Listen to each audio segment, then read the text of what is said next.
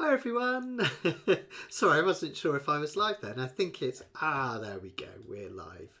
Good stuff. How are you doing, everyone?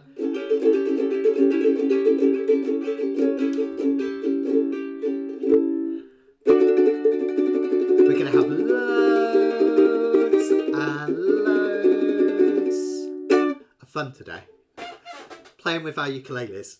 So we're going to go a bit mad. Today's video is all about showboating. All those neat little tricks that just look so cool and you can have so much fun doing with your ukulele. So a lot of these for me were inspired by a guy called Roy Smeck, and I reckon probably a lot of you will know Roy's stuff. He was a ukulele player, vaudeville player really, in the 40s and 50s, going in I think into the 60s. I can't remember when it was that Roy passed away. I think he was still teaching in the 70s, maybe right up to the 80s, so he was a bit older. But he used to do these amazing kind of showboating tricks. Blowing into the sound hole, flipping his uke, all this sort of fun stuff. And what I thought we'd do is we take a really fun piece of music, Crazy G. And I'll teach you some parts of it, and possibly the whole thing by the end of it. We'll see how we get on. But the main thing is I'm going to teach you all these cool little tricks to kind of chuck into your ukulele playing anytime you're doing a fun piece and just have loads of fun with, because you know me, I can get quite heavy with my uke theory and stuff, can't I, sometimes, which is a really great thing to do with the ukulele. Shows that it can be a really interesting instrument, but sometimes we just want to have fun as well. So I hope you're all doing all right. Let me know how the connection is. Esther was just saying it's just settling in, so fingers crossed. It'll be all right in just a minute. Esther's risking the sacco again. Oh, that's one of her new ukes. So I mentioned in the comments, by the way, if you've got a smaller uke, notice I'm playing a little ditty soprano today. It works really well with this stuff because it's a bit lighter for kind of chucking about, and the piece sounds really nice on it. But panic ye not if you've got a concert or a tenor or even a baritone, if you've got it GCEA tuned. You'll be absolutely fine as well. So just have lots of fun today. So hi Esther, hi David. Hope everyone's doing well. There we go. Hi Richard. Hope you're doing well. Keeping well. Great stuff. So if you haven't already downloaded your sheets, you can still get them via my heap links, which are in the description, and they look something like this. I will have them on the screen as well with me as we do this, but there's quite a lot of, whoa, they're getting bigger and smaller. Sorry everyone, still not got the hang of this. They're going to be quite detailed later on. If I go to one of the latest sheets, where are we with the Crazy G? It's probably going to be quite tough to see this on the screen. So if you can download them and have them nearby or print them, that's fantastic. But again, don't sweat it, right? If you haven't had a chance to download them, that's totally cool, because there's lots of things we can do in terms of just learning the tricks, which is loads of fun anyway. So don't worry, everyone's going to have loads of fun today, I think. What I might do, just to kick us off, is to play a bit of Crazy G, just so you can hear how it is. I'm not going to do any of the fancy tricks yet, partly because I don't want to spoil the surprise when it happens. But if I just play through, I'll explain you how to do all of this, so don't panic. But just so you can get an idea of how the piece sounds. I won't play it crazy fast either, because I think we don't want to go too crazy today. Want everyone to be able to follow along. This is the kind of the piece. So here we go.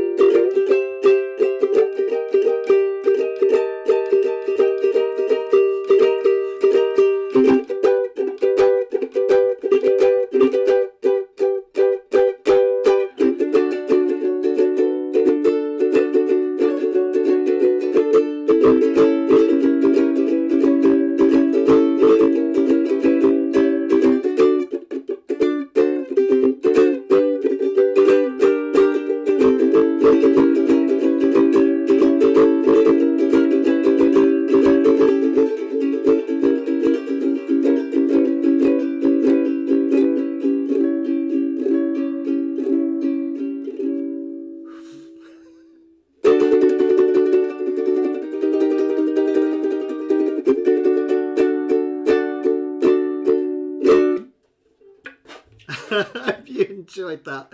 Very rough and ready, just to give you an idea. Don't worry, I'll go over every little bit of that at a time. We'll take it really nice and slow, and it's not half as scary as it looks. And hopefully you can play that a bit better than me. I think I was a bit rough and ready there, but hopefully it gives you the idea. So what we're going to do as we... Esther's just saying the sound's topping out a bit. It's probably because I'm playing a very loud little uke. Let's turn the mic down ever so slightly. Just let me know if this is too quiet for everyone. Hopefully it'll be okay. So that's what we'll do, is we'll take Crazy G a bit at a time, a little section at a time. I'll show you how to play it, and then we'll investigate some little tricks as we go and have loads of fun. Hopefully that sounds all right. Remember to ask questions as you go along, because I might have forgotten to show you something, or you might have something that you're just not sure of, and everyone else is thinking the same thing, so hopefully it will help. And I will come into kind of up close shots as we go by as well, to make it easy. So don't worry, it's not all going to look like this where you can't see my ukulele very well. So let's have a look at the introduction to Crazy G.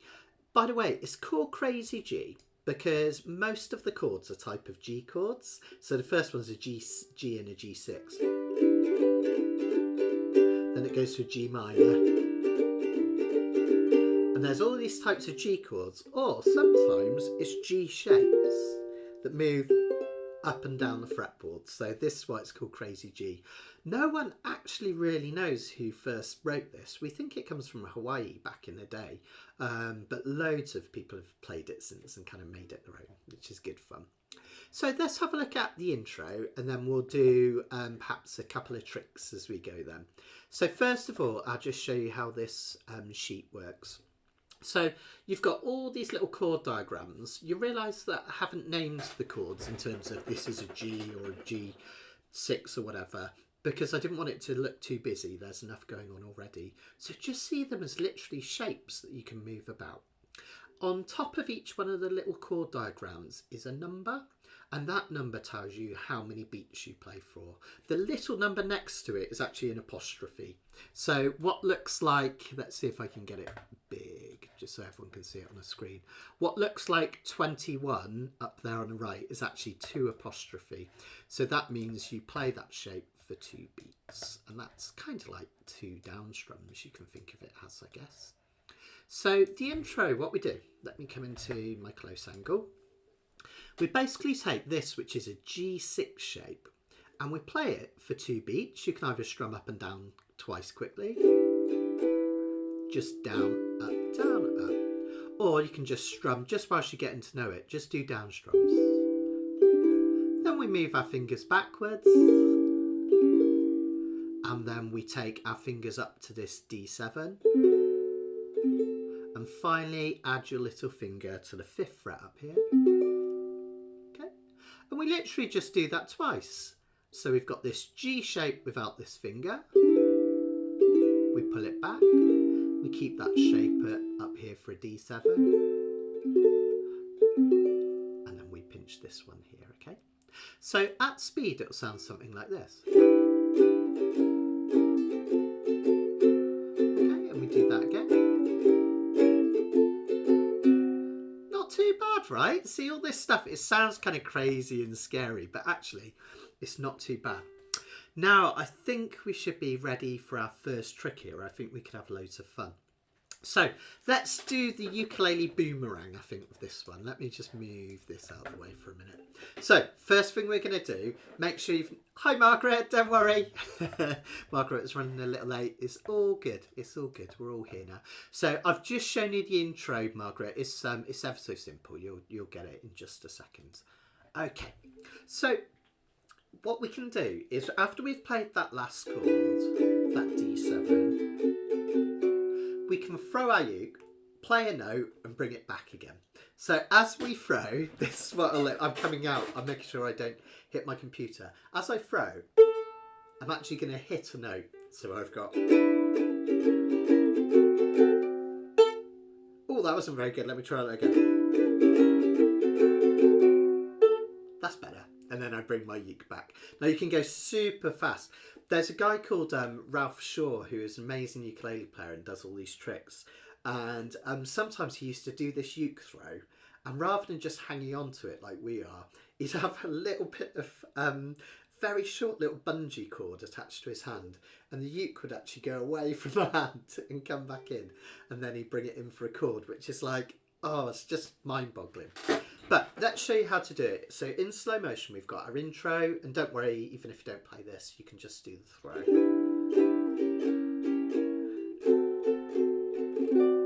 That last chord we played was this D7 for this finger here, wasn't it?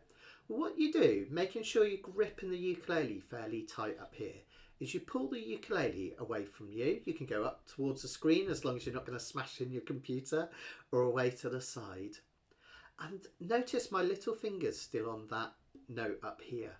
So what I can do is actually just pull my finger off the string as it goes out. If you get that muting sound, it's because these fingers are getting in the way, so you can kind of move them out the way and you get that sound. So in slow motion,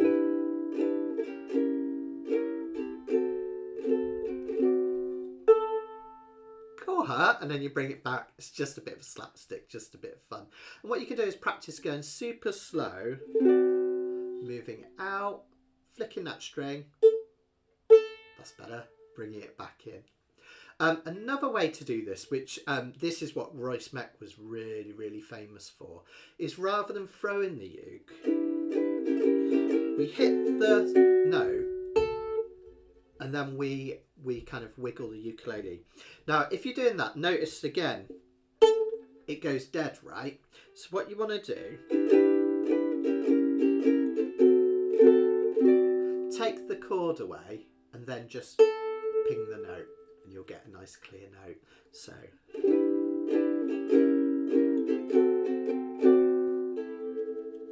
and can you hear that wobble you get? It's like a little mini vibrato. Again, this is a lot easier with a soprano because you can just move it forward and wobble. But it will work on a tenor or a concert as well. The one thing you've got to remember, and I know this sounds daft, is make sure you haven't got a strap attached, because otherwise you're going to pull yourself forward and into the screen. And you might think I'm being just silly and daft, but I once did a gig where I was going to do that uke throw at the end, and I actually forgot I was wearing a strap, and I was getting carried away, and the ukulele came up to me, and in slow motion I saw it coming towards my face, and I couldn't stop it. Hit my face, uke comes down, red nose, glasses on the floor, absolutely disaster. But thankfully the audience thought it was hilarious, so that's fine, right? So that's just a really fun little trick that we can do right from the off. Don't worry, these are going to get a bit more interesting as we get on. That's the one I call your bungee pick. So if you're on your sheets, I think it's about page 4 where we go into the different tricks. No, page 5. It's the one down the bottom there. So throw your uke whilst holding the neck, pluck the string and bring it back in. Have a little go. In fact, I'm going to stop just for a minute or so you can have a little practice of that and let me know how you get on. Hopefully I won't be responsible for any ukuleles being thrown across the floor at this point. Let me know how you got on. Okay. So what we'll do now is we'll look at the actual first part of the song. So there's quite a lot going on here, isn't there, in Crazy G? So what I've done is I've divided it into sections to make it a lot easier to kind of understand. So what we're going to do, I'm going to enlarge it so people that are following on the screen can hopefully just about make that out. And then I'll scooch over here and we should be good. Yeah, excellent. So the next thing we're going to do is this intro part, and I'm going to show you how to do some little chord bends. So instead of it sounding like this,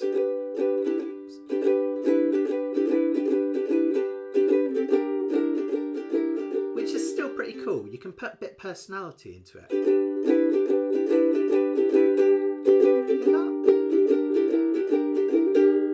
There's one. Okay, so let's just have a look at what's happening with the fingers first. So this one we're playing a G chord, just a bog standard G chord. And notice that every single one of these chords is one beat. Sounds crazy hard, but as long as you get the timing, it's not too bad. Because the whole of that first line, all you're doing is strumming a G. John says, easy peasy, lemon squeezy. So you're strumming a G, and all you're doing is lifting this ring finger off and on.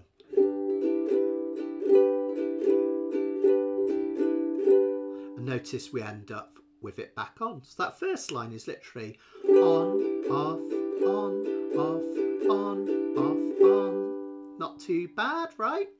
Then what I do is I switch to a G minor.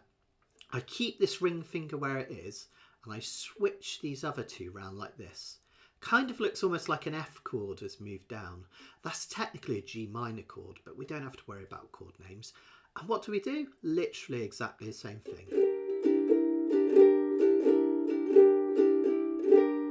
Okay, so I'm going on, off, on, off, on, off, on. Let's try those two bits together. G first. 2, 3, 4. On, off, on, off, on, off, on. G minor. On, off, on, off, on, off, on. All right. Now, here's our next trick, which is good fun.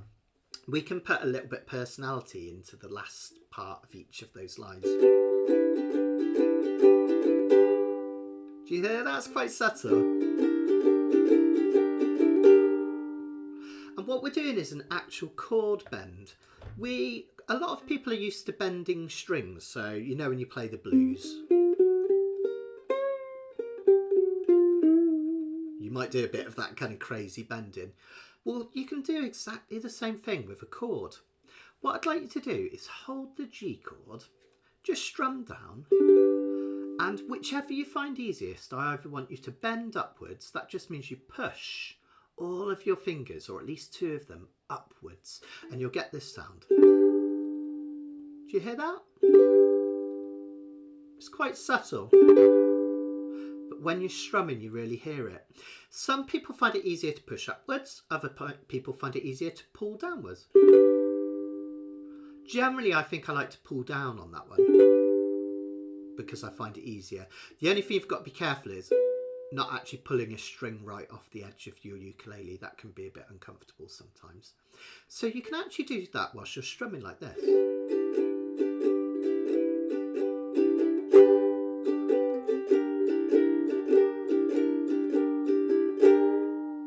Hear that last one? That was really exaggerated, wasn't it?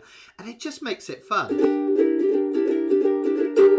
Especially when you're going super fast. It's a lovely little trick, that one. We call that a chord bend because we're just literally bending a chord.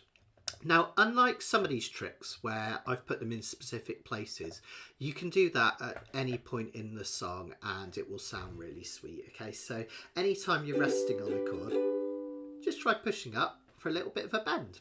Easy peasy lemon squeezy, as John just said. So that's a nice one. I often put that into part one.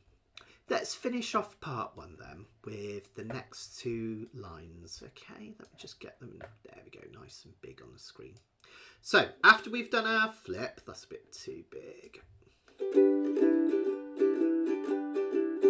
We've done this flip. The next thing we do is we strum a G chord, add our little finger down and off. Then we do the same on a D7 shape. Notice every time we're adding a little finger, it's always that 5th fret, isn't it? Oh, hi, Ad. Yeah, I'm going full on soprano today. Hi, Elisa. Hope you're doing well. No worries. You can always come back at any point. You've got the sheet music. So that's going to sound like this. The bottom two lines.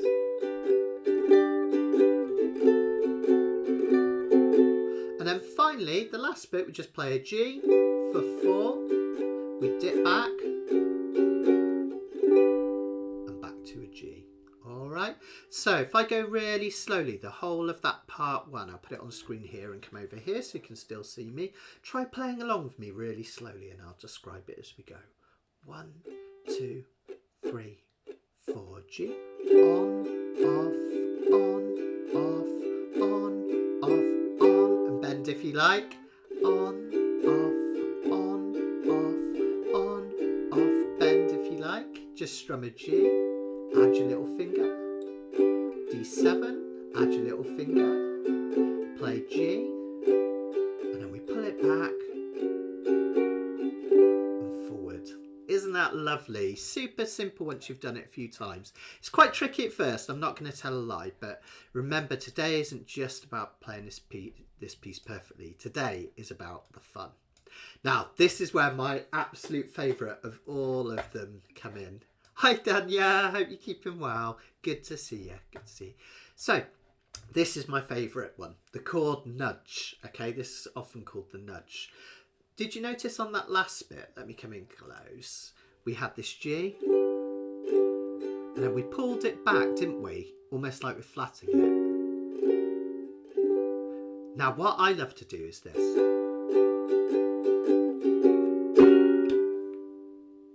Did you catch that? Let me do that again.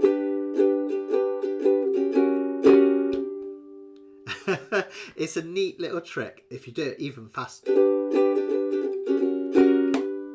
It sounds super cool because you slap your uke. Now this one, all these tricks really, I'm not going to lay claim to. These have been done for decades by all sorts of people. And I actually learnt this from Phil Dolman, so thanks Phil. We're playing at a ukulele festival up in Washington, not America, Washington, the one up near Newcastle. And he was playing this song, and every time he dipped his chord, he was kind of slapping his ukulele and making the chord nudge upwards. And I wasn't sure that anyone else was noticing because I was having a little giggle every time I did it. And as soon as he finished, I ran up to him and I was like, Phil, you've got to show me that. And we went backstage and he showed it me. So I'm going to show you, this is my absolute favourite, share it with you guys.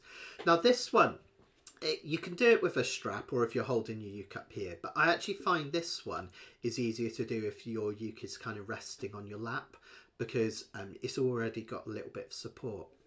And all you're going to do is you're going to play the first G as normal. You're going to move back to the dip. You're going to hit it once.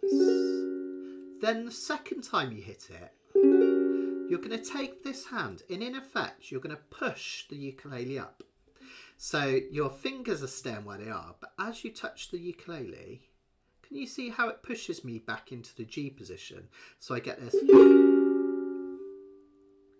If I do it super slow, you can only just hear the chord resolving, right? If I speed it up slowly, that's nice, isn't it? It reminds me of Elvis, you know. Oh, it's got that kind of sound to it, right? Let's play it together. After 4, 1, 2, 3, 4, strum, strum, push. 2, 3, 4, strum, strum, push. And now how kind of mean you want to be to your uke, depending on how kind it's treating you today. You can really slap it to give it a bit of a slapstick noise, or if you want to be a bit more gentle, just a little gentle nudge. So it'll be... Oh, I went too far. There it is. So have a bit of fun with that. Maybe practice that a few times for a minute. Let me know how you're getting on. Give us a like or a love or an angry face if you haven't got it. Give me a question if you're not sure how to do that. But just have fun. That's my favourite one. If that's all you learned today, that made my day when I learned that one. So hopefully you'll enjoy that too. Let us know how you're getting on, folks. Remember, don't worry if you haven't got the actual part from Crazy G down perfectly. These techniques you can use in any song, right? Anywhere you've got a chord, you could do it with a D7 chord by taking it back and pushing it up. So you can do this in any chord in any piece. It will sound great. Okay. So that's your that's the nudge, I've called that on your sheets if you've got the worksheets. Now you notice at the end of various parts in Crazy G, I've got options, say trick 1, trick 2, trick 3, trick 4. And on the later worksheets where they're actually listed, originally I wanted to do some diagrams for these, but my artistry wasn't good enough, all right? So I thought I'd just show you. This is just like a kind of reminder of what we're doing. Okay, so that's going to be in your interchangeable ones, and it's the first one at the top there, the nudge. And all of these interchangeable ones, you can do them anywhere in the piece where it says 1 to 4 basically. So where I've made a suggestion back here, where is it, one more isn't it, where I've made a suggestion at the end of part 1 to do trick 1 or trick 2, which we'll learn in just a second. Okay, you can do either. You could even do trick 3 or trick 4 there. But the idea is, I think the more you kind of chuck in, the more fun you have, right? And the more variety it is. So maybe you kind of mix them about. Let's have a look at a nice easy one next, which sounds really cool, but is actually dead simple.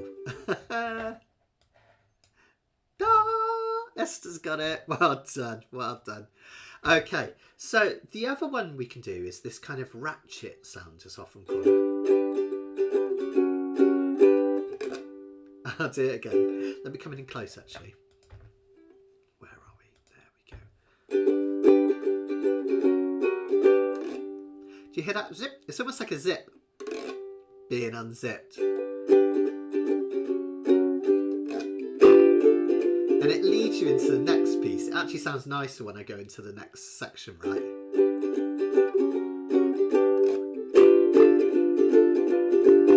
It kind of reminds me almost like, you know, have you ever played with a hair comb when you were a kid and you do that? It's kind of what sort of tricks that Rolf Harris used to do, but of course we don't name him anymore because he's rather unsavoury nowadays. But yeah, it's that kind of like fun trick you used to hear in those vaudeville acts. And again, Roy Smack used to do this all the time. And the brilliant thing about this one is it really is easy peasy lemon squeezy. If you found the last one hard, this one's really easy. What you do is you finish playing a particular piece. So we'll do the end of part 1 again. And then you just take your index finger, and if you've got a nail it helps, but even if you haven't, just whatever nail you do have, you're going to place your index finger between the C and the E strings. That's the best place I find to aim. You can keep the chord down if you want, or you can take it away. And all you do is you run that nail backward over the frets. If I do it slowly, it kind of sounds a bit nasty, right? But if I speed it up, it has that lovely comb sound. And what I really, really love about this one, what I think is really fun, is that because the frets are getting closer together, you actually hear a change in the pitch. It's like it goes right at the end, which is really sweet. And it kind of sounds like a zipper or a ratchet. That's where it gets its name from. So let's practice that in slow motion. What we're going to do is the end of part 1, which is just this G brought back again. Now normally it says at the end of part 1 to play that G for 2 beats. 1, 2, 3, 4, 1, 2, 1, 2. But with all of these, the best thing to do is just play the last chord for 1 beat, because it gives you a beat, it gives you time to do it. So we can do 1, 2, 3, 4, 1, 2, 1, ratchet. Go on, let's have a go after 4. 1, 2, 3, 4.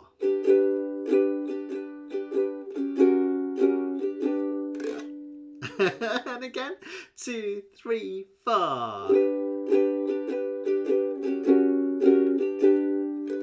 Ah, see, I go wrong sometimes. I told you this would be daft and fun. One more time.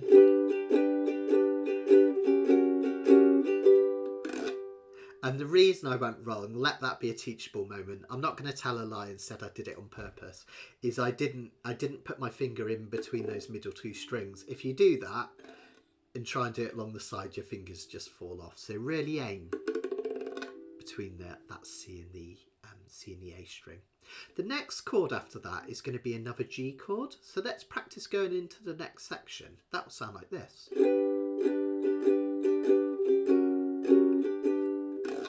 And then just try strumming a G so you can kind of practice being fluent at it. 1, 2, 3, 4. 1, 2, 1, great, and G. Okay, all right. You can have a muck about with that. We'll put it in a different place later as well, where it sounds really nice and effective. Okay, so have fun with that. That's the ratchet. I promise this was daft.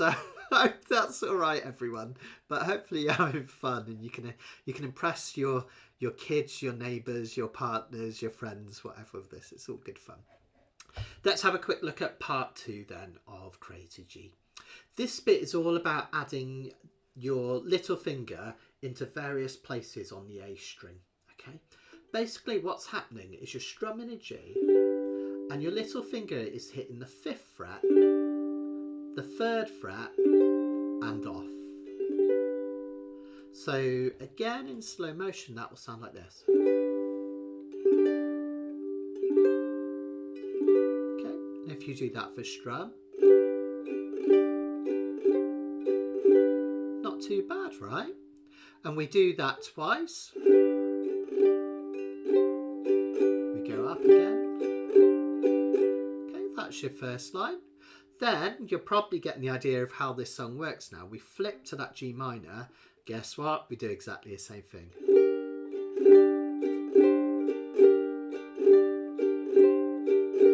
Okay, not too bad, right? Then finally to finish it off, we play G, add the finger to 5 and off, D7, just like before, on, off, and guess what? We finish this in exactly the same way. We pull back and forward. Should we try that section together really slowly? Okay. 1, 2, 3, 4. Off, 5, 3, off, 5, 3, off. Flip to G minor. 5, 3, off, 5, 3, off. G, on, off. D7, on, off.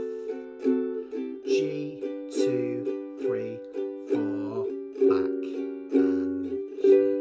Yeah, cool, nice. Let's learn a new trick. Okay, this one is completely daft, but I just think it looks really cool. So what we're going to do now is the sound hole blow. And if you've ever seen Royce Meck, this is like one of his absolute standard things. Whenever he gets to the end of a section, he'll quite often drop in a sound hole blow. Now, even when Roy does it, it doesn't sound like, it's not going to sound like when you blow over a bottle and you get that ooh. And that's because with the size of this hole, to be able to get that sound, you would have to be like have the most powerful lungs in the world, and it would be a very deep noise. But what you can get is just a suggestion of it. And all you do literally is take your uke, bring it up to your face, okay, carefully, not too far, and notice that I'm angling the uke. It's not flat across like this, and it's not down like that. It's kind of, I guess, one of those 45-degree angles I'm always banging on about, right? With your strumming and everything. Now, the important thing for this, I'm no singer, as you guys have probably heard well from my previous lessons, so I don't have the strongest blow, okay? And I have heart trouble, so if I can do this, you can do it. What I do is I take a deep breath and I blow right from the diaphragm, okay? So you're not doing a blow from up the top part of your lungs, a big gulp of air, and let it all out from the diaphragm. Now, if you do that over the sound hole, bring your face right up to it. Notice not only do you get that little kind of reverby sound from the sound hole, but if I do it close, can you hear it actually makes the strings ring? You get a little wow at the same time, which is super cool. Now this one you have to practice super slow motion. So we're going to go dead slow. I'm going to do that last bit of part 2, the G sliding back again. It will sound like this.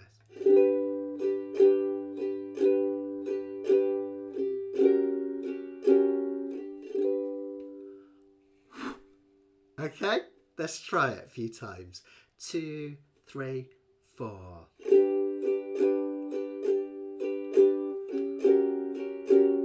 Just one strum and blow. And again.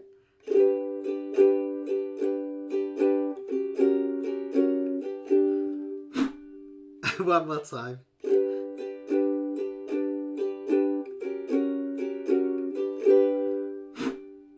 And did you notice one last thing, just to be really pedantic, just so it sounds cool?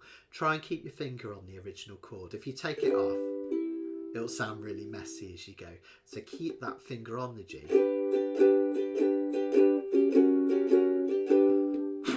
As you do it. And it will sound great. Okay, have fun with it. I've even known Roy Smet to do and combine it with a throw, but that's too much for me today. I don't think my brain can cope with that, and I don't want any ukes going flying across the room. So there we go. We're going to call that the sound hole blow for obvious reasons, and it's loads of fun.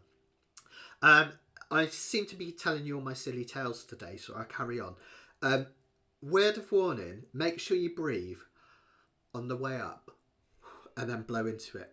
Because this sounds great on old vintage Martins, and I've done it before, where I've got the ukulele here, I've breathed in deeply to do the blow, and pretty much all of the dust from inside the ukulele comes up into your mouth, and it's horrible, horrible taste. 80-year-old dust. You think it'd taste nice, wouldn't you, on a vintage ukulele, but not so sure. Yeah, David Neal, it cleans the inside of the uke as well. There you go. I don't know if you guys have heard about a ukulele mouse before. You often get it in violins. Have you ever heard of the mouse? So the mouse is when you've had an instrument for a long, long time, you get a build-up of dust and kind of hair and stuff. Sounds gruesome, doesn't it? But sometimes it'll fall into a little ball inside the ukulele. And a lot of concert violinists are really superstitious that when they get their violins worked on, they ask for the mouse to be left in. You know how kind of like saying Macbeth is really bad luck and actors have to say the Scottish play is superstition in the orchestral world. You have to leave your mouse in your ukulele, so don't suck too hard. Okay, right. So that gives us part 2, and we've got some various tricks to do.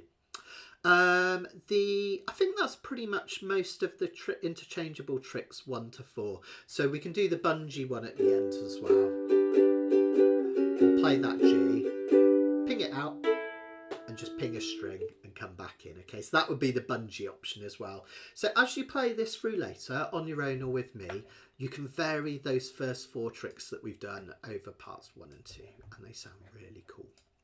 For those that are more into, I'm going to call it serious uking, we're going to do some more kind of serious tricks later that actually you can use to great effect in ukulele pieces, and they do sound quite stunning. So it won't all be this daft stuff, but it's fun, isn't it? Let's have a look at part 3 now. Okay, remember, you haven't got to be able to play these through perfectly yet. You can spend the whole of your rest of your life perfecting these, right? It's just to give you an idea of some fun tricks you can use.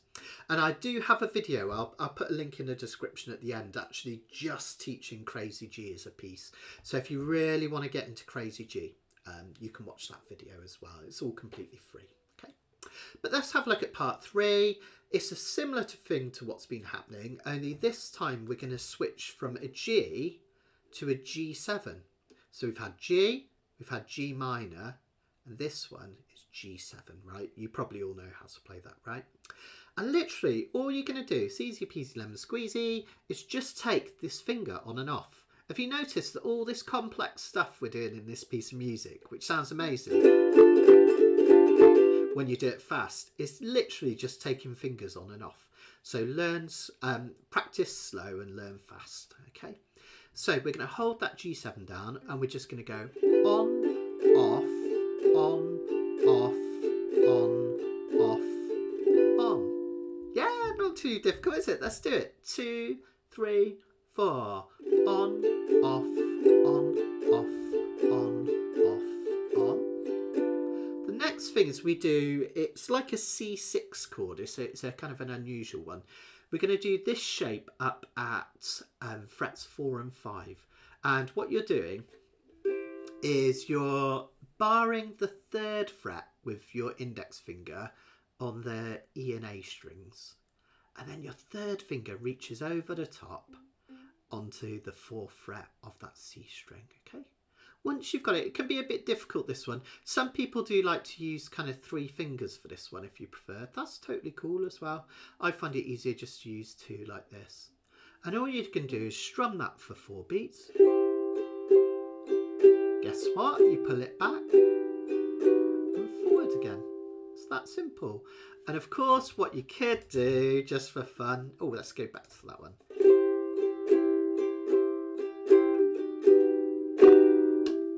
You could nudge it, right? So another opportunity for that. You see, you get all these opportunities to do all these kind of things.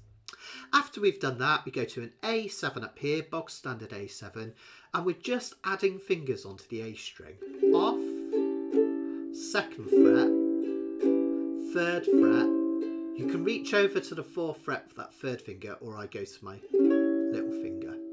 So off, 2nd, 3rd, 4th.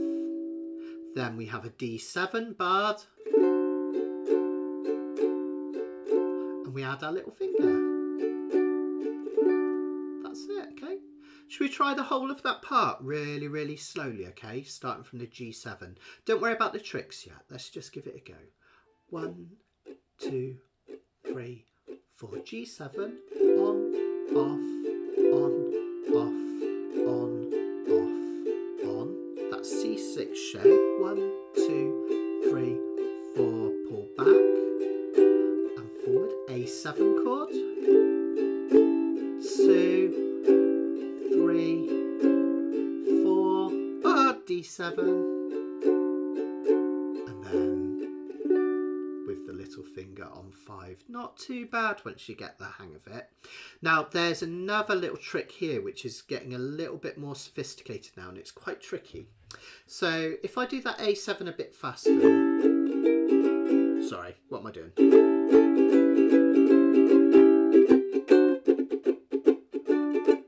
I can do a little chuck on that bit, which sounds nice. Oh, excuse me. That's just on the D7 to the D with your finger added to the 5th fret. That's better. Okay, now let me show you that up close. To do it, to keep it simple, all you need to do is just strum the D7 once and then keep strumming but take all the tension away. And you get a chuck sound. So, okay, so.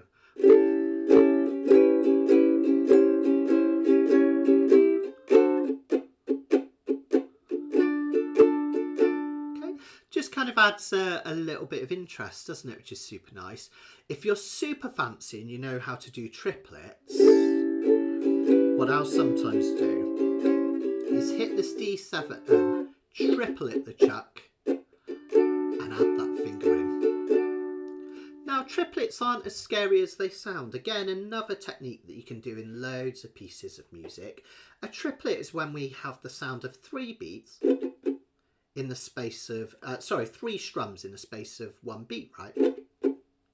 Now it's not as difficult as it looks. All we need to do is keep our thumb up here behind the index finger and strum down with the index, bring the thumb down behind and then come back up with the index. Triplets, triplets. Notice this thumb, it's like I'm hitching a lift. It's up here out the way. That's really important. If it comes down, you have to have too many movements. So I just rotate, finger, thumb, finger. And you can just practice going as slow as you like. Think of triplet as a 3-syllable word. Triplets, triplets, triplets, triplets. You can go a bit faster. Triplet, triplet, triplet, triplet. Okay? And now, if you want to be super fancy pants on that D7, you strum it once normally, take the pressure out and triple it, 2 down strums, and then we would go to this chord. So it looks really tricky, but when you slow it down, it's not too bad. Look.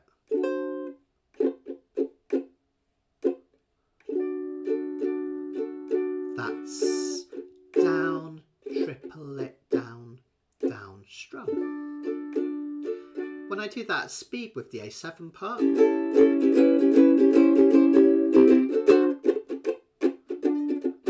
okay, it just like adds a bit of interest, doesn't it? Again, you can practice that as slow or as fast as you like, and that gives you your lovely part 3. Okay. So if you're playing this song through and you want it to match how it's performed with most people, what you would do at that point is you would repeat the whole of section A again. And section A just means everything we've done so far. Can you see that line down the side of the page which says section A? Notice it goes right through to halfway down the second page, so parts 1, 2 and 3 in the intro.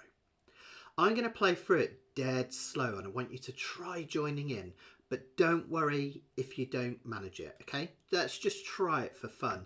And I'm not going to do too many tricks, but if you want to chuck them in, go on, have fun, right?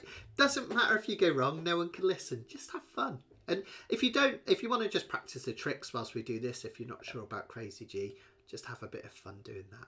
And now, so I'll do the whole of section A. Imagine we've done it once, and this is the second time through. So I do the intro again. Add the little finger. Oh, sorry guys, I need to come in close. Don't I? That'll be better. Okay, here we go. Ready? So intro, 2, 3, 4. Whoops. Sorry. 2, 3, 4. Pull it back. D7. Add the finger. And again. Pull it back, D7, add the finger. Now G chord, on, off, on, off, on, off, on. G minor, on, off, on, off, on, off, on. Back to G, add the finger, D7, add the finger, and G, pull it back. You could do a slide there, and then part 2, add in the little finger, 5 and 3. 5, 3, off, 5, 3, off. Same on a G minor. 5, 3, off, 5, 3, off. G, add the finger. D7, add the finger. G, pull it back. Or whatever you want there. Then we go on to part 3, 2, 3, 4, G7. Then we go up to this C6, drag it back. Then A7, 2, 3, 4, D7. And then add your little finger. Okay. So even if you can't play that through yet, you could with practice, right? This was one of those ones that I just had to practice over and over again, and I really mean that. Practice slow, learn fast. If you try and do this too fast straight away, it's going to be like crazy hard, right? It's Crazy G, crazy hard it could be called. But if you slow everything right back, like that intro, and then the next time, time after that. Each time you do it, you get that a little bit easier. Now this next bit sounds really cool. Okay, it's where we've got all these G shapes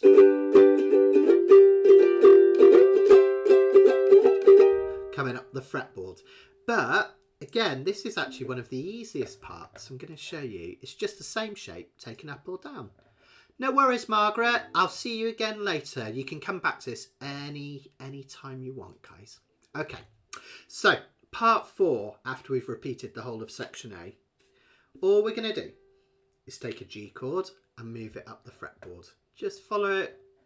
It's probably quite hard to see on the diagram. It might be even easier just to follow me.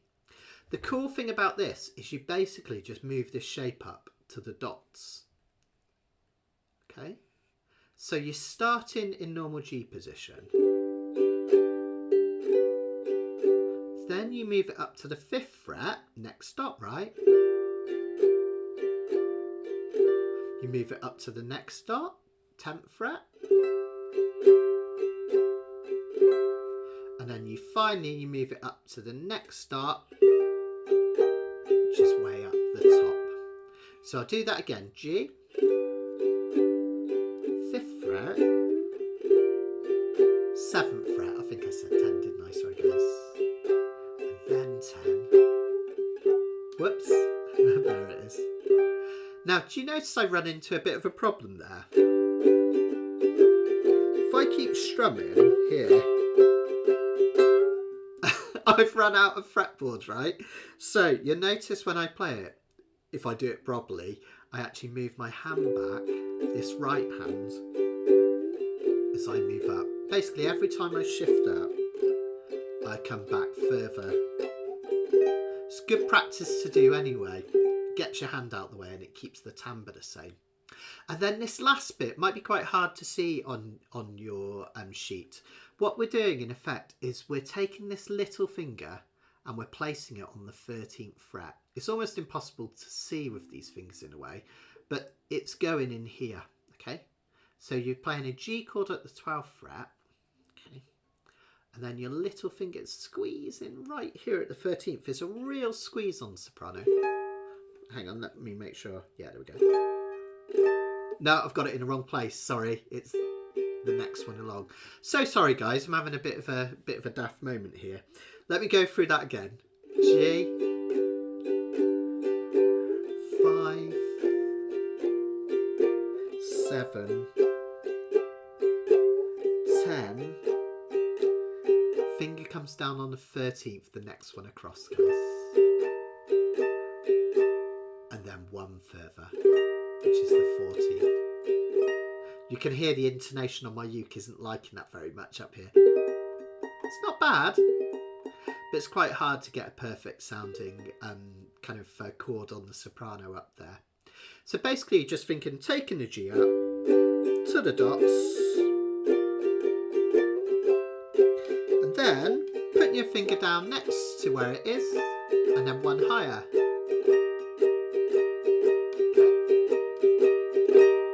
And then the really cool bit,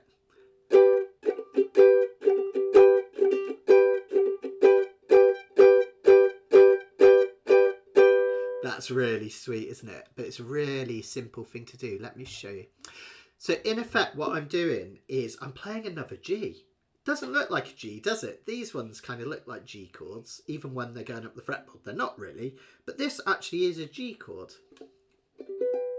And that's because we've taken a C shape and we've taken it up to C sharp, to D sharp, to E, to F sharp, to G. So it's this shape, barring the whole of the 7th fret and then little finger up there at the 10th. It's quite nice to spot this when you get used to it, because if you look at your dots, can you see the 7th fret and the 10th fret? They're kind of like, there's a gap of 2 in the middle. So it makes it easier to kind of aim towards. You hit this one on the 7th and then your little finger on the 10th. And all you're going to do is you're going to chuck up and down with a kind of a muted strum. I'll talk you through it. It's easier than it looks. What you're going to do is you're going to strum down, pushing down, and then just for a little bit, strum up and down by taking the pressure away. Yeah? And all I'm doing is, if you count to 4, I'm just squeezing on the 1 each time. 1, 2, 3, 4. 2, 2, 3, 4. 3, 2, 3, 4. 4, 2, 3, 4. Anyone who's feeling proper fancy pants could do some triplets.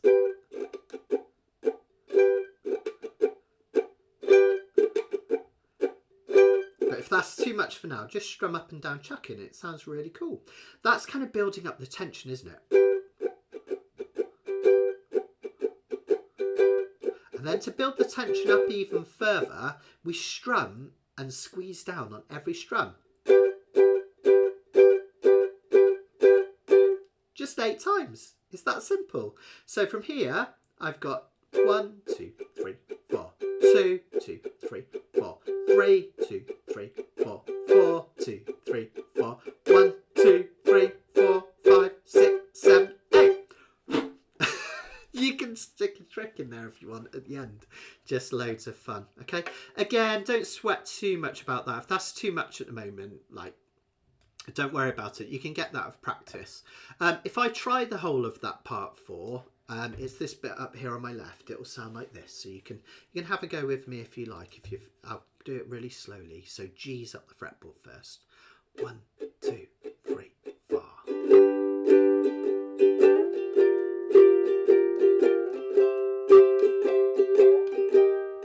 Up the finger. 1 higher. Now get ready for your bar G's. 2, 3, 4. 2, 3, 4. 2, 3, 4. And then we're going to do 1, 2, 3, 4, 5, 6, 7, 8. There we go. Not too bad, right? Then what we do for part 5. This is it. Kind of feels like a circus piece. This bit.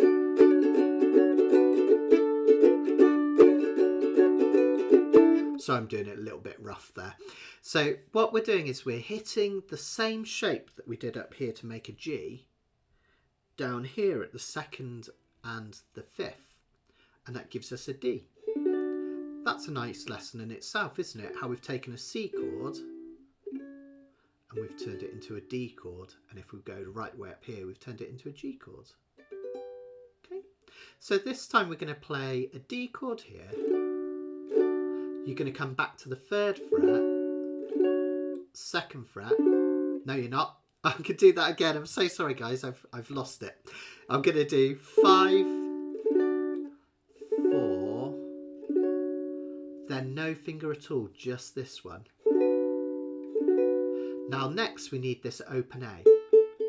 So what you can do is you can either switch back to this D, or what I tend to do is I just lift up. So I get the sense of a D chord, but I get this A ringing out underneath. So it will be something like this.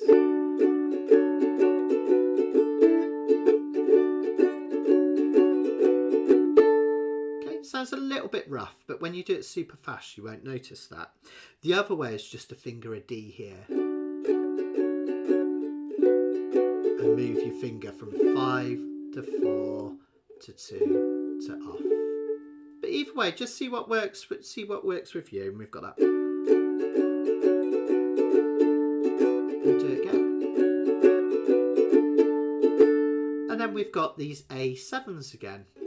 Now this time we have a finger on off. 1, 2, 4. Off. 1, 2, 4. There we go.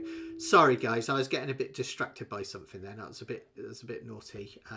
Don't worry. So let's do that one more time so you can see it. A7, 1, 2, 4. A7, 2. Okay, that's part 4. Not too bad once you've got the hang of it. We're nearly there. Keep going. I know you might be thinking, but you can do this. You can do this. That takes us basically. We're almost at the end now. So if I just flip a page to the last bit, if it lets me. No, it's not going to let me. There we go. This is our last bit of all. Okay. Now this bit's actually it's not as bad as it looks when I come in close. I'll show you what's happening. In effect, what we're doing is we're doing another one of these D7s. Another one of the D chords, sorry, to a D7, to a G chord, and then we flip it to the G minor. Okay, not too bad. Let's go slowly. 2, 3, 4. To D7, to G,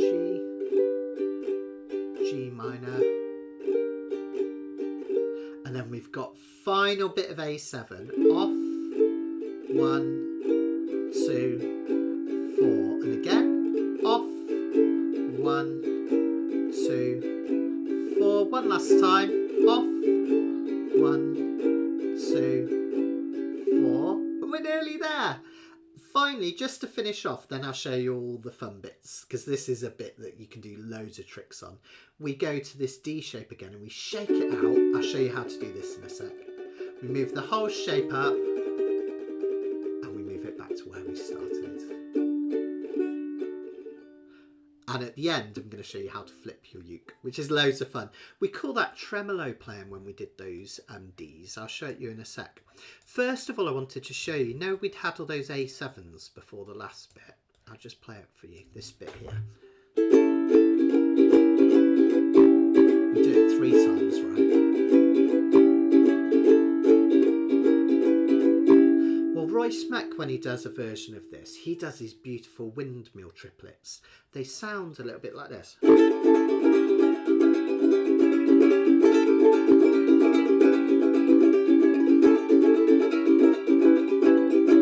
Sounds really effective and super fancy, doesn't it? But again, it's not too crazy hard if you take it slow. Let me teach it you.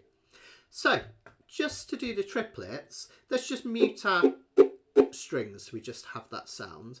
Remember, basic triplet is finger down, thumb next, up with the index. Triplet, triplet, triplet, triplet. Okay? Now what you want to do is practice that without any gaps in between. Triplet, triplet, triplet, triplet. Now notice, to make them faster and smoother, what I'm doing with my right hand is, rather than just this index coming down, I'm actually, for the first move, I'm just unfolding my fingers over the ukulele. Unfold, thumb goes down. Unfold, thumb goes down. Unfold, thumb. Unfold, thumb. And then, to make them proper Roy Smeck, before you come back up, move your arm back. And you get a circle. Can you see that? Down, down, up. Here's your circle. Your arm is going round. Unfold, thumb, up. Let's do that again really slow. Unfold, thumb, up. Unfold, thumb, up. Unfold, thumb, up. Unfold, thumb, up. Keep it going, we'll go a bit faster. Triplet, fingers, thumb, fingers, in a circle. Fingers, thumb, fingers. Keep it going. Triplet, triplet, triplet, triplet, triplet. It's the same with all of these tricks, that the slower you practice, the better you get. And then you gradually, you don't even have to go this fast yet. When you've got it, see if you can speed it up. Triplet, triplet. And eventually, I'm going silly fast now, but eventually, my fingers just become a blur, right? It just looks like this blur going round and round.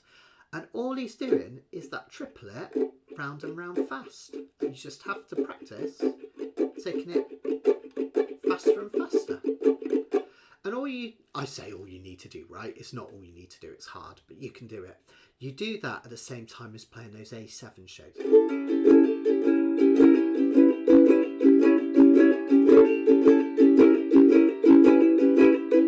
And how fast you go depends on how good you're feeling about it. You could crazy. You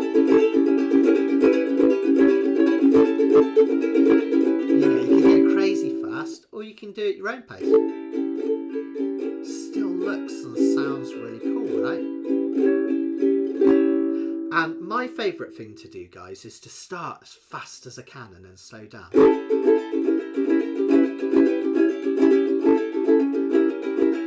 And then the third time, really go slow. Because it builds up all the tension. Then we've got our grand finale, this D shape, barring the second fret. little finger on the 5th, and we're going to shake out for a tremolo. Again, looks super hard, but I'm going to show you, right, how to do this and make it sound super nice. The thing about tremolo to make it sound really nice is about balancing the weight of the hand. So the index finger is crooked. Can you see how it's it's pointing down a little bit more than these 3 fingers? And these 3 fingers are spread apart. They're not in like this. It's all spread apart. The reason we do that, and it's really interesting, it's to do with the weight of your hand. Because there's so much flesh and muscle in this part of the hand next to the bottom of the thumb, it's quite heavy. So we balance the heaviness of the thumb and that pad with the weight of these 3 fingers. So in effect, your index finger is like a pivot, which is going to be pulled across the strings by these 3 fingers counterbalancing the thumb. One of my favourite tips I ever got was from James Hill, who said, whenever you play slow,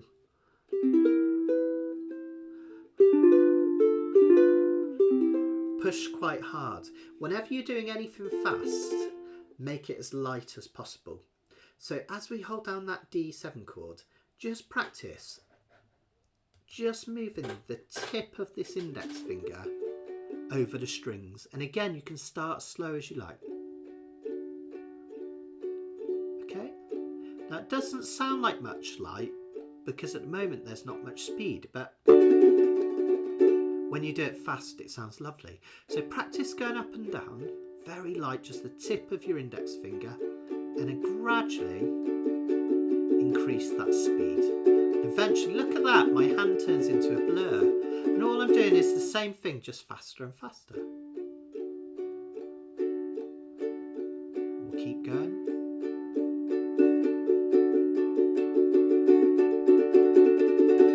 And notice all that movement is coming from the wrist. Okay? It's not an arm movement, it's a wrist movement. A little bit of arm. You can see it's giving my arm a bit of a workout there.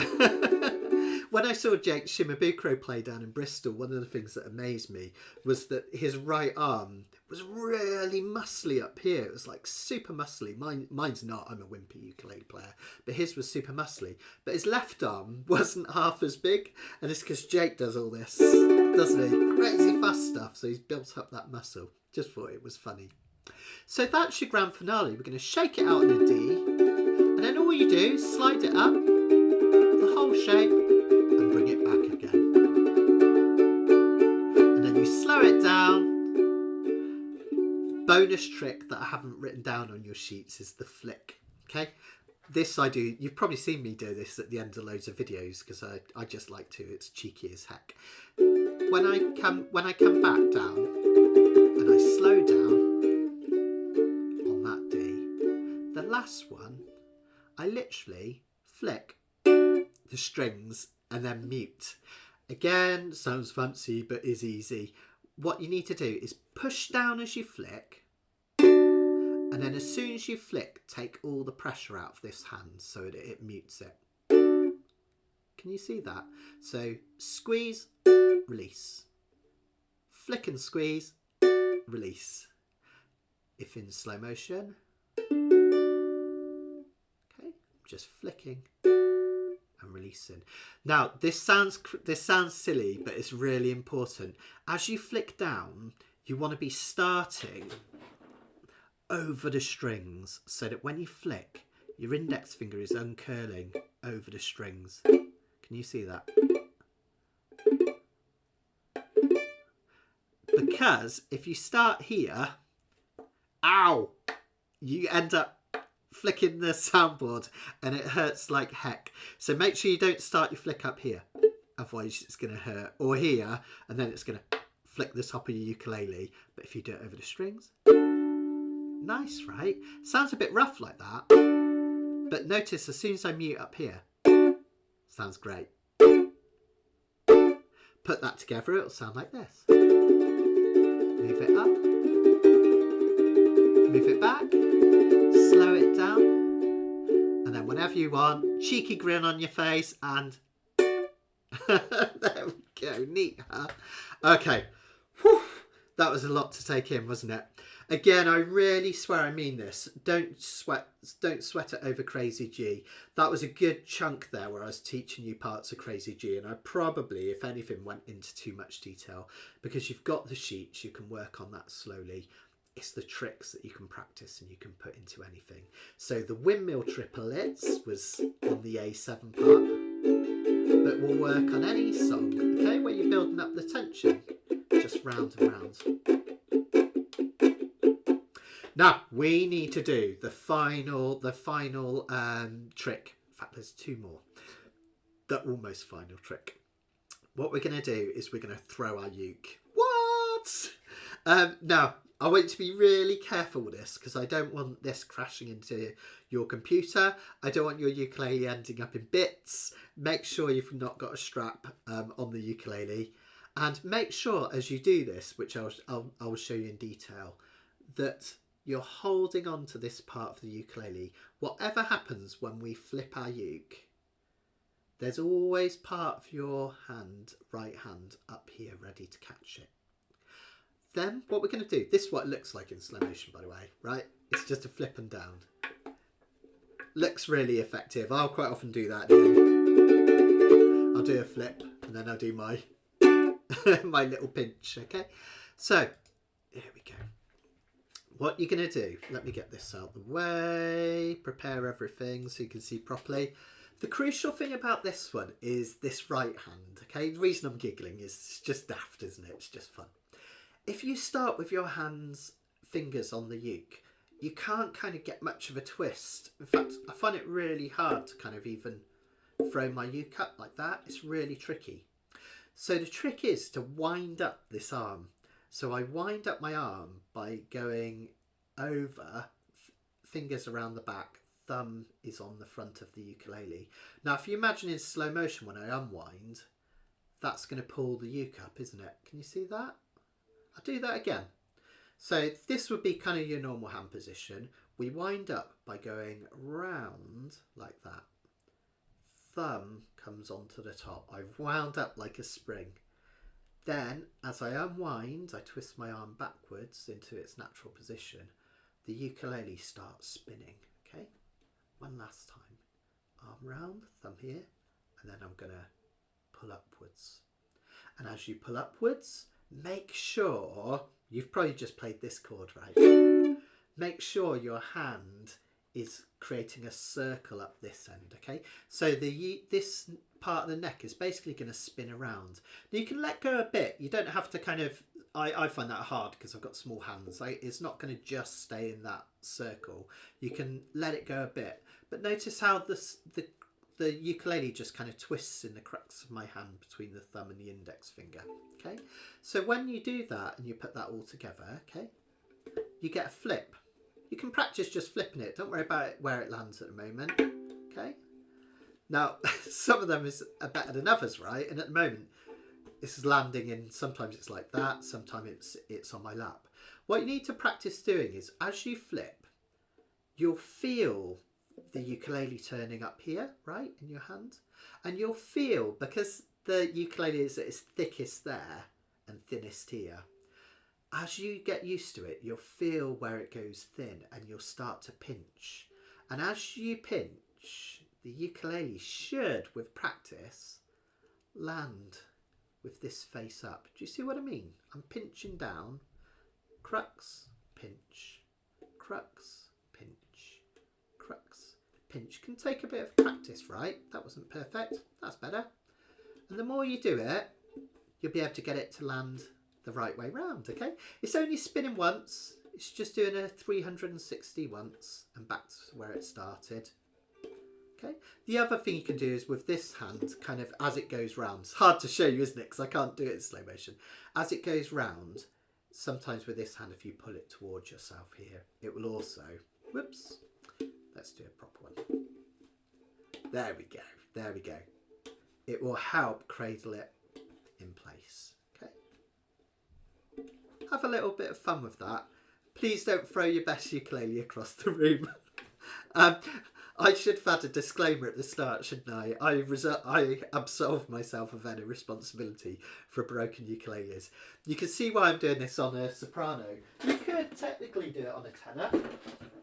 I'm asking for trouble now. You can still do it, look. A bit of practice. So you've done a...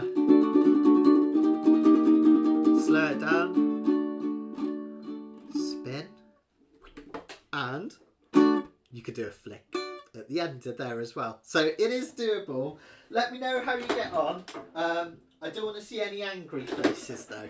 Alright, don't want to see any angry faces at all. Slow. Throw. And... Oh! Make sure you get the right chord as you do that last flick. Slow. Throw. And a last chord at the end. Oh my goodness, I think I've worn myself out with all that. I don't know about you. Are your brains and your fingers hurting? Sorry guys, this was pretty intense, wasn't it, this week? But I hope you have fun. That's what I really wanted. And again, you could do this on any piece. Don't worry about getting crazy G perfect. You can muck about with this. Works really nicely on things like the 12th Street Rag as well. You can do any of this. And those kind of tricks that are written on your sheets are just ideas of where you can place these. So kind of have a little bit of fun with it. One last bonus one that I kind of forgot to mention earlier, and I tend to do that when I'm doing this D7. I like to put it in the second page at the end of part 3. Can you see that where it says trick 5, the rake? Now this is another thing that I'll quite often do. Whoops, let me do that again. So at the end of part 3,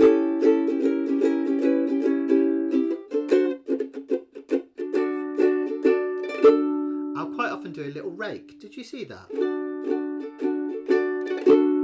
I'll pull my hand back and create a kind of lovely backwards rake.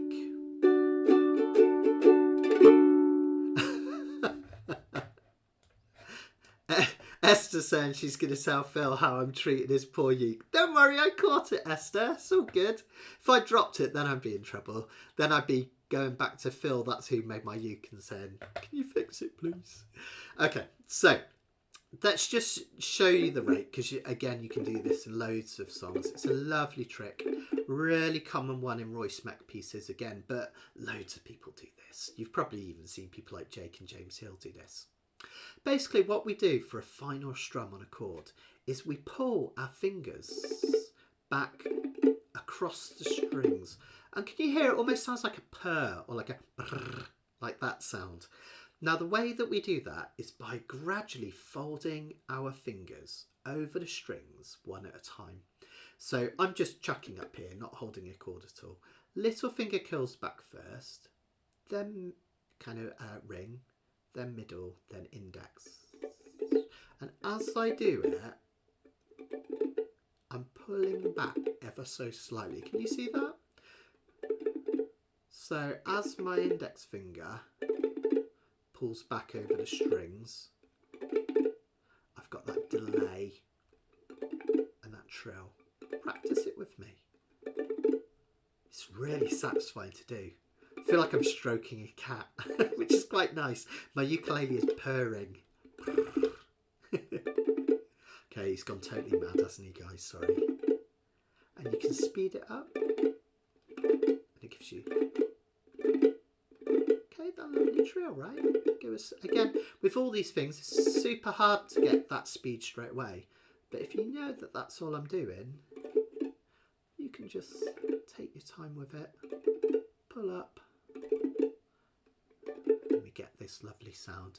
As I say, I tend to do that at the end of part 3. This is the one that, don't worry if you've forgotten it, so much going on, right? It's the G7. So this C6 shape.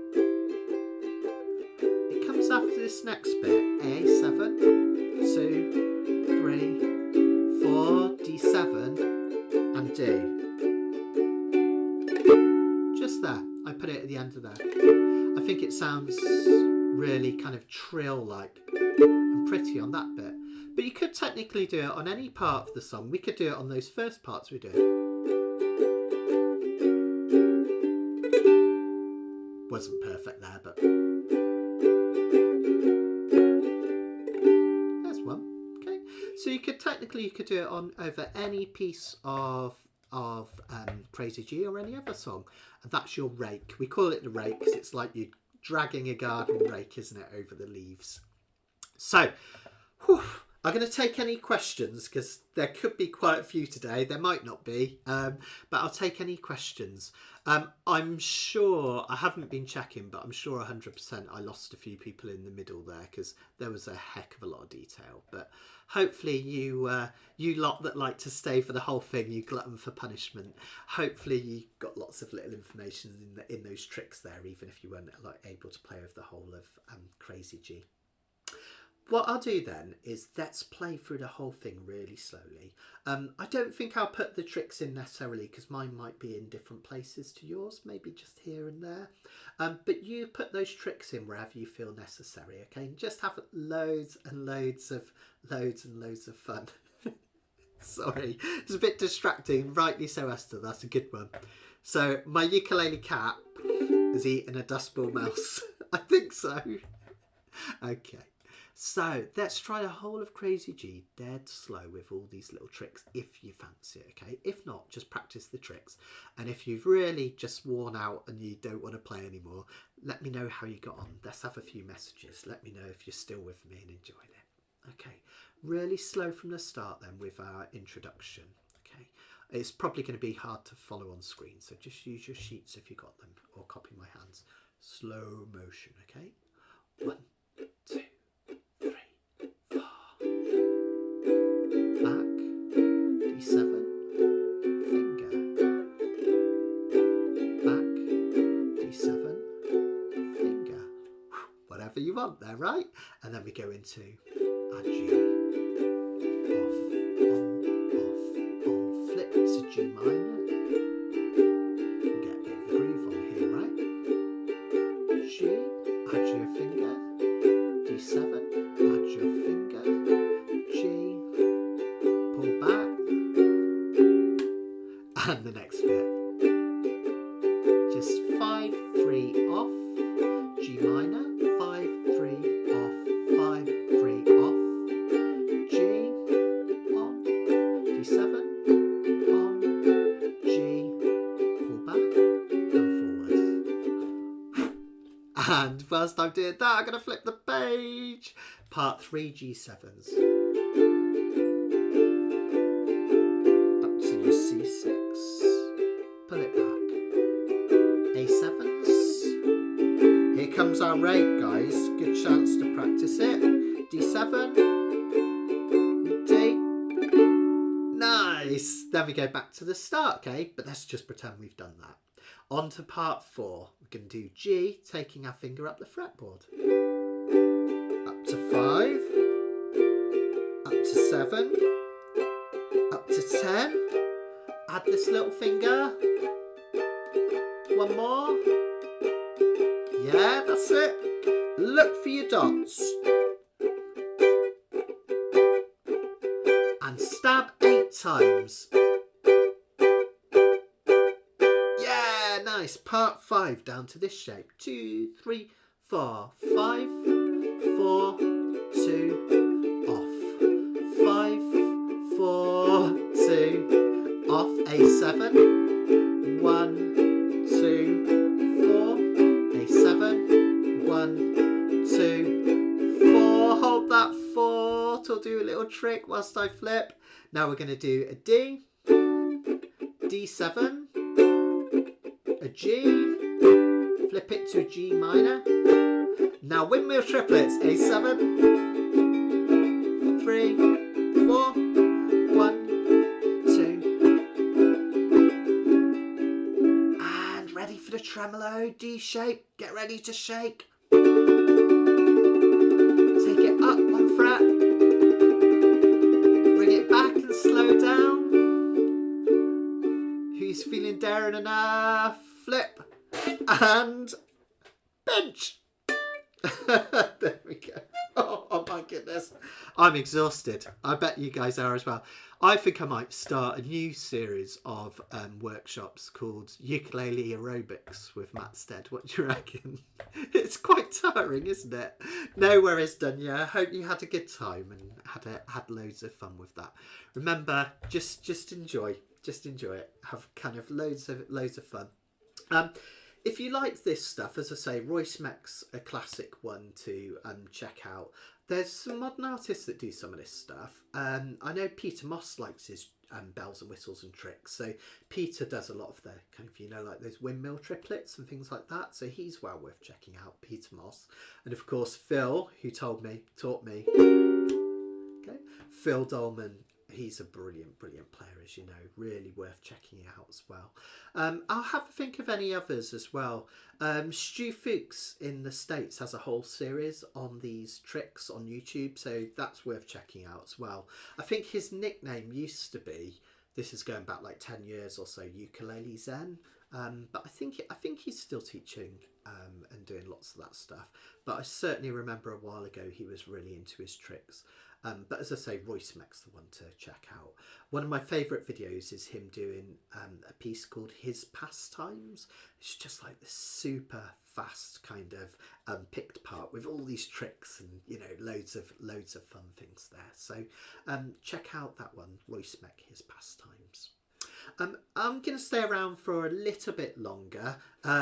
Yeah, David, I forgot the most important thing, didn't I? Everyone take a bow. Oh, it's only because I don't want people to see my bald spot. That's all it is. So, yeah. Have loads of fun with that. As I say, I'm going to stick around, I think, for quarter of an hour because there's quite a lot of material. There was a lot in there, wasn't there? So if you've got any questions, it could be just general ones or on that particular technique, just let me know and I'll do my absolute best to clear things up. I've probably finished a little early anyway. Don't forget, if you enjoy this stuff and you'd like to come along, every Monday I've got my Canacapilla sessions. So this is where we do things like we practice our soloing, really simple soloing. We learn how to play pieces of music without sheet music. So at the moment I'm teaching people to learn what chords fit together and in what order. So eventually you learn to play pieces of music without the need for any written words, so kind of getting people away from staring at their sheets, I'm as guilty as that as anyone, that. But yeah, that's every single Monday at 6 p.m. UK time. Don't forget as well that you can visit my website anytime, which is mattsteadukulele.com. Just Matt with 2 T's, Stead, S-T-E-A-D, ukulele.com. You can just Google Matt Stead ukulele and it'll come up as well. That has all of these live lessons, all the previous ones in order as well. So if you enjoyed this, you can go back and search the other live lessons I've done, and you can, even if you missed them at the time, you can take part at any point. If you hated this, don't bother going. No, I'm joking. No, do go and check it out. There's loads on there. My Canacapilla sessions are all listed there as well, so you can catch up on that. And I've got my courses as well. So we've got a 30-part beginners course for anyone who's just starting out. We've got an intermediate course which follows on from that, looking at things like your kind of first scales, a little bit of chord melody playing, strum patterns, things like that. Then we've got Ukulele Next Steps, which takes that a step further with some really interesting pieces. There's Uke Theory, which goes into all the theory side behind things. So if you have ever wondered what the heck a 7-flat-9 chord is, check it out. It's all explained there. And finally, I've got my Playing Up the Dusty End, which is teaching you to play chords in lots of different places and melodies too. You've paid for at least 15 frets on your ukulele, haven't you? So that's kind of a chance to use them all. Interestingly, actually, with this piece, I don't know if anyone found it, some sopranos end at fret 12. So when you're doing that bit high on, sometimes you can do that one, but this fret disappears on some ukuleles. We haven't got that one. You can still kind of press it even if you're up here, kind of by pressing down on the next one. That's what I have to do on some old vintage ukes, and that's what Roy Smack used to do. So if you run out of frets, you can still just about press and get away with it. So yeah, I hope you have fun, everyone. I'm just going to check some of the comments. No worries, John. Hope you have fun. Hope you're getting on all right for that book. I'll get back to you about some of those things soon. So me and John are working on some updates of our theory book, which is around somewhere. If anyone's interested, me and John wrote a book. John did a lot of the legwork. I told him what to write, and he did all the fancy diagrams. So if you're interested in scales and chords up the fretboard, there is a couple of those today, wasn't there? We have those all listed, so you can take a chord such as these ones, and the different coloured dots tell you where to play it in different places. So that's available from the Uke Room. You can just look it up, Ukulele Reference Book, and it's $19.99, I believe. And it's got all your scales, all your chords, your circle of fifths, all the stuff we're always talking about. It's all in there, so you can check that out. Cool. Excellent, excellent. Cool. Right, I'm going to say bye in a minute. I'll just check to see if there's any questions. I think I've worn everyone out, haven't I? But that's all right. Okay. Oh, thanks, Esther. Hope you have fun. I know I've got to get back to you about something, haven't I, today? I'll have a look on Messenger at the end as well. So, yeah. Notice I didn't use your uke from Phil's, don't worry. I haven't damaged that. I'm going to go and see Phil about it next week, so I'm going to help him with the final setup to make sure it's really comfortable for you, Esther. So yeah, it's looking sweet though, isn't it? Cool. All right, guys, I think I'm going to sign off now. So you can always leave further comments in the questions below the video, and I'm always happy for you to email me as well at Matt Stead. Matt@theukeroom.com. Okay, take care, everyone. Oh, really importantly, I almost forgot to tell you, for anyone that is still here or anyone that's watching this the second time through, I'm just finishing off the worksheets for the next live lesson. I think the last one we did something different, but a couple of weeks back before that we did an introduction to soloing, where we looked at pentatonic scales and blues scales and how to start kind of improvising on the ukulele. Well, a lot of people wanted me to take that further because we just scratched the surface, and we're starting to kind of investigate some really, really interesting things. So what I'm going to do in 2 weeks' time is we're going to continue looking at soloing, but I'm going to extend that out further. So we're going to look at into techniques in terms of rhythms, note choices and things like that. And I'm also going to show you how you can learn some modes which will allow you to play all over the fretboard. So that's going to be our next live lesson in 2 weeks' time. And the worksheet should be up probably, I'd have thought, by Monday or Tuesday next week, if you want to have a look for that. So that'll be up before too long. So if you enjoyed the soloing, come back for that one. Hopefully you'll love that too. Take care, everyone. I'm going to sign off now. Thanks, David. Thanks, Esther. Cheers for staying to the end, guys. You're my soldiers. Well done. Take care, everyone. I'll see you, if not at Canacapilla, in a couple of weeks at the next live lesson. Cheers, everyone. Bye.